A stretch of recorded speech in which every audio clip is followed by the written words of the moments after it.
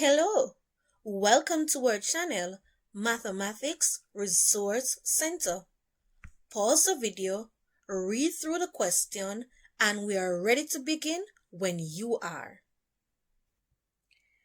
If f of x equal 2x squared minus 1, then f negative 3 is...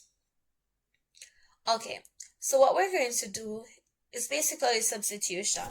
And this one is pretty easy. It's fun, alright? So we're going to substitute negative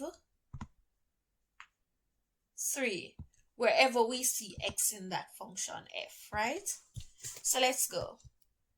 We have f negative 3. So we have 2. Where we have x, we put negative 3.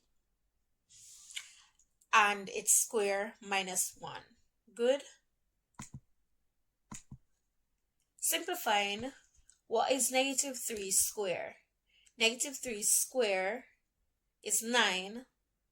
The 2 remain minus 1. What is 2 times 9? 18 minus 1 is 17. That means our answer is C. And that brings us to the end of our video. Remember to like and subscribe.